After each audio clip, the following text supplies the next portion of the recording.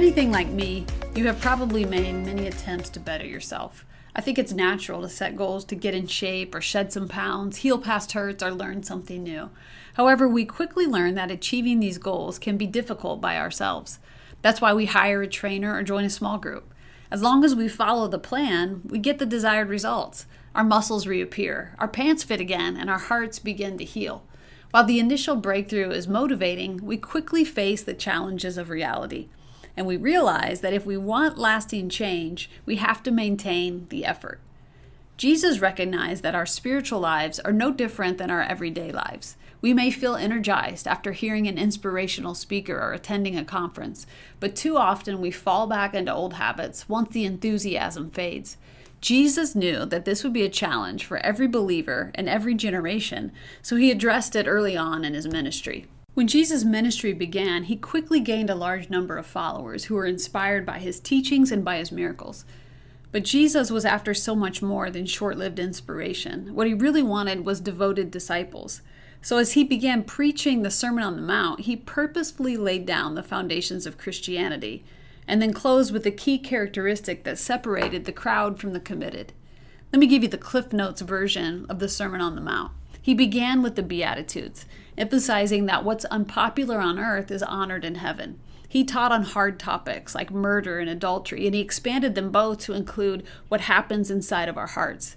He emphasized marriage as sacred and binding, but then went on to say that every oath is important, so our yes should be yes and our no should be no.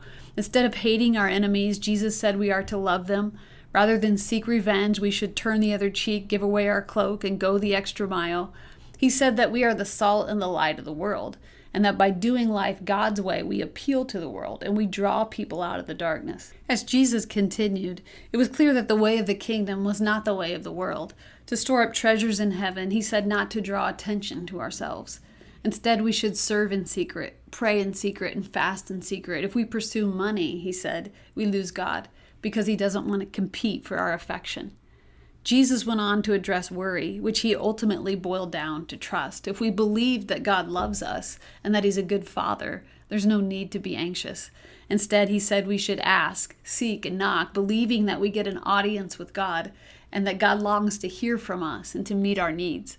Jesus went on to warn that following him would be lonely and we would encounter predators along the way. He called them wolves dressed in sheep's clothing. To navigate the narrow road, we must deal with our blind spots so we can clearly see to help others. He said we had to remove our planks so that we could help other people remove their specks. Once our spiritual eyes are open, we have a better understanding of who and how to help. And then he said that we should evaluate people based on their fruit rather than their outer appearance. To truly impress God, Jesus said, we need to know him personally. God's not impressed by people who showcase the gifts and talents that he gave them in the first place. Imagine being in the crowd that day and hearing Jesus share the Beatitudes or modeling the Lord's Prayer. Imagine if you would have come that day and you were consumed with worry. What would it have been like to hear Jesus say that his Father looks after the flowers in the field and the sparrows in the air, and so won't he take care of you? His teaching was such a contrast to the religious leaders of that day. And in the Gospel of Matthew, the sermon spans 3 full chapters. But when Jesus gets to the close of his sermon, he ends it with a parable. And this parable made his listeners consider what to do with everything they had just heard. Let me read it to you. Jesus said, "Therefore, everyone who hears these words of mine and puts them into practice is like a man who builds his house on a rock. The rain came down and the streams rose, and the winds blew and beat against that house, yet it did not fall because it had its foundation on the rock. But everyone who hears these words of mine and does not put them into practice is like a foolish man who built his house on the sand. The rain came down, the streams rose, and the winds blew and beat against that house, and it fell with a great crash." And with that, Jesus stopped talking. His sermon was over. The Bible records that his audience was astonished at his teaching, for he taught them as one having authority and not as the scribes. In one short message, Jesus had offered enough spiritual food to feast on for a lifetime. In fact, the Sermon on the Mount is so profound that generations of believers have been slicing it into smaller chunks to make it easier to digest. How many sermons or sermon series have we heard on topics like the Beatitudes, letting our light shine, marriage, lust, keeping commitments, loving our enemies, forgiveness, serving, praying, fasting, money, worry, passing judgment, choosing the narrow way, or putting God first? But as we carefully chew on each portion of his sermon, we must not forget to apply the parable to each part of his teaching. We must practice what we hear. It's a simple but profound truth.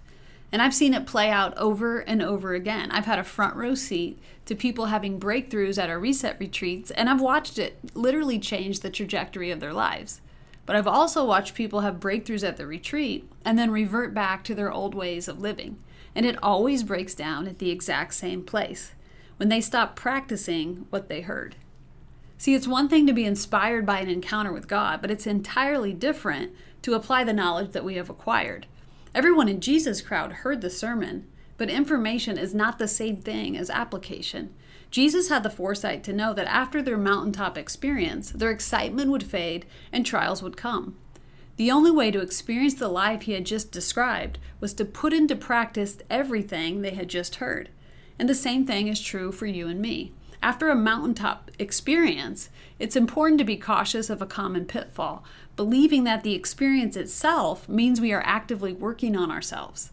A revelation from God is wonderful, but it's not the same thing as applying it to our everyday lives. It's so easy to fool ourselves into believing that we are working on ourselves because we attended a conference, or because we joined a small group, or because we're going to a Bible study. We may even tell people, I'm really working on my marriage, or I'm working on getting out of debt because we're attending something each week. But the truth is, we're really not working on it until we're applying what's being taught. If we go home from a counseling session and practice our new communication skills, then we're working on our marriage. If I take money out of my paycheck each week to pay down debt, then I'm working on my finances. It's only when we take the initiative to live out our new understanding, then we're stretching ourselves to grow. Faith muscles need to be exercised just like regular muscles. Joining a gym doesn't make us stronger unless we do the workouts, and spiritual breakthroughs are not maintained unless we put into practice everything we have learned. If we have a mountaintop experience, it's because God has revealed a truth to us and we exercised our faith to believe it. To maintain the breakthrough, we must keep doing what led to the breakthrough in the first place. If prayer was the key, then we keep asking, seeking, and knocking. If forgiveness unlocked the door, then we keep turning the other cheek, giving away our cloak, and going the extra mile. If God used certain people, then we prioritize those relationships. If we rearranged our schedules and made space for God, then we keep seeking first the kingdom. What led us to the breakthrough will continue to produce results, but only if we keep applying the knowledge that we've already acquired. If you're coming off of a breakthrough experience, I want to encourage you to keep living out your new understanding. God has invested a spiritual revelation to you. Whatever he has revealed to you, it is something to build your life upon. But if you're feeling like you're in a valley and God seems distant, I want you to take a moment to consider the mountaintop experiences you've had in the past. What led to those breakthroughs? Was it prayer, fasting, relationships, opening up to someone, serving someone? What new understanding did you gain when you had the breakthrough? And how can you continue to apply those truths to your life today? I believe if you start practicing what you already know, you'll feel the fullness of his presence again. And Jesus says you'll be counted among the wise. Thank you for listening. We hope this message encouraged you. For additional resources or information on our upcoming events, head to resetministries.us. That's resetministries.us.